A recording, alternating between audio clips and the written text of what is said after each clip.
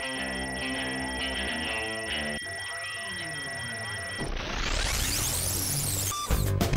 what's up, everybody? And welcome to Comic Book Club. I'm Alex. I'm Justin. I'm Pete. And we've got a speed round for you A guys. summary speed round. Oh, I Speed can also call it a round. summer warm speed round for summer. It's Memorial Day. Pete, why don't you kick it off Hardwire. with your tight, one of your Right patented Wheel tight- for the Dead. Your patented, Number concise, 3. and useful Yes, reviews. that do never take too long.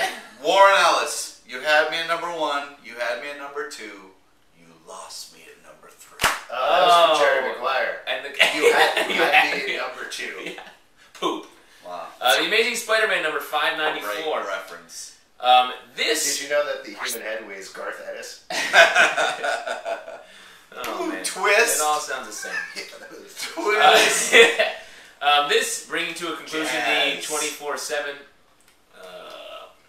The 24/7 arc. I don't know. This didn't really do it for me. We meet the Vulture for the first time, the new Vulture. You don't know anything about him. He's not really important. It seems Sorry, like the Vulture doesn't do it for you. there's a there's a possible love interest you're introduced to here in Vin's sister, which may be cool, and it all ends up on Norman Osborn, which you could have just started with American Son anyway.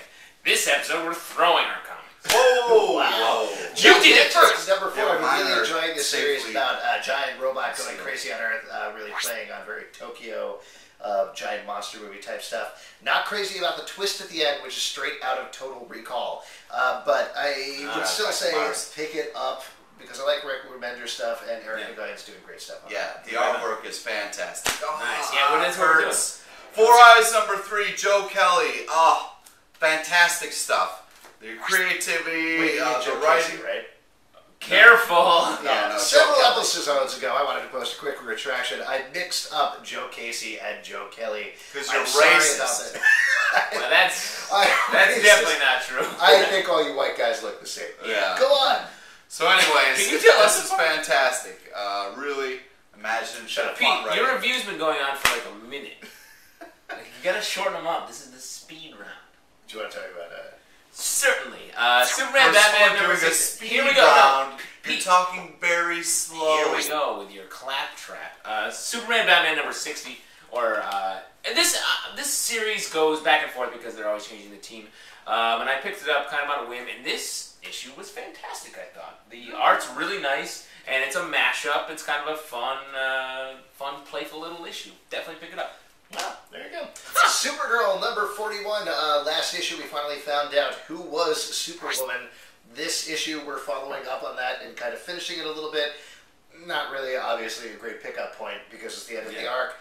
Sterling Gates continues to do a great job with this title. I love It's this. really solid, and all of the Superman titles are better than they have been in years. He really puts the character through her paces, which I like. Yeah, it's nice. Good. And he's setting up a great rogues gallery for her. Definitely. It's awesome.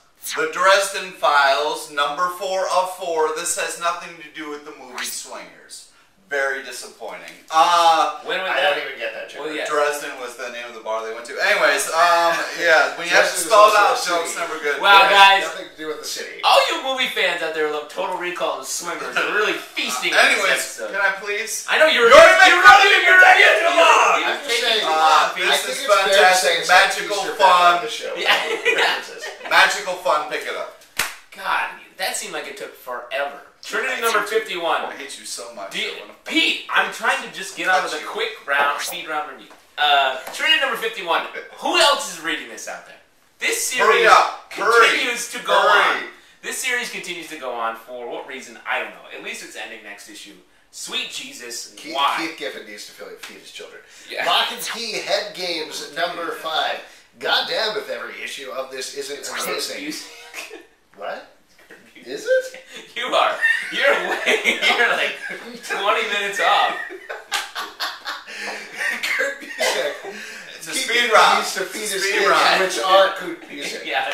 Kurt Busiek is Keith Giffen's son, FYI. God, I always mix them up. Them and Joe Casey and Joe Kelly. No, it's just an unrelated Stop it, fact that racist. keep Let's giving go. these. Keep it going. Keep getting white writers confused. Lock and Key Head Games. I mean, we've said this way too much, but Gabriel Rodriguez's art is probably the best comic art of the decade. Yeah. Goodbye. Wow, pull a quote. Oh, There, I'll looking say for it again, the back just in case you don't get it. Gabriel Rodriguez's art on Lock and Key is the best comic book art of the decade. Put that on your book. IDW editors. All right. I liked how you didn't throw that as much. That makes me No, happy. because I love The Great Unknown, number 2. First one, really fantastic, solid first issue, setting up a fun world. Second one, delivering, not letting down, giving it more space, more room. It's just fantastic. Well, tell them a little bit about the world. Well, the world is a guy. Here he goes again, going on and on with his review. Why did it take so long? Skrull Kill Krew number 2 of 5. This series, I didn't think I would like. Someone mailed me a shiv, and I swear to God, I'll use it. Wow. Send all your shivs to Pete at shivs.com. Shivguard. Someone mailed me a Shivguard. But this series is fun. I don't know. It's a little all over the place, but I like it. It's actually funny, which is nice. It's a pickup. Too bad, kid. Same can be said about you. Mysterious and Unfathomable number 5. I was pretty bummed to find out that this was actually just a limited series because it was so good, quirky, magical in the right way, a really, I don't know, what would you say, curmudgeonly hero? Breath of fresh air? Yes, it's a real kick in the pants. There's a curmudgeonly hero that really works. Jeff Parker has created a classic character for the ages. Man, you are talking big. Full quote central. Really classic character. The Great Fables crossover, number 5 of 9. Really, this is actually what is it? Jack of Fables number 34. That's for me when I edit the episode later. Yeah. Oh, hey, editor's note. Oh, okay, yes. Willingham having a Put lot. that Matt box over Pete. No, Anyways, Willingham is having a lot of fun with this, and it really comes through. Sometimes I get a little tired of the whole, breaking the fourth wall and doing the whole. This is writers versus characters, but this is done in a really fun, smart way that's very enjoyable, very page-turnable. You should check it out. all of the pages are turnable. Well, no, you really look for it. You're like, oh, obviously you back and forth all of your comics. Would you like to talk to the audience a little bit about why you do that?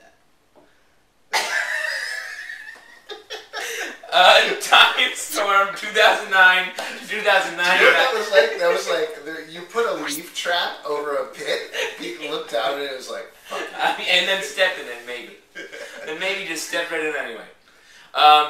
Timestorm. Who's buying this comic? Who likes the 2099 characters? Timestorm. I love Spidey 2099. I love the X-Men 2099.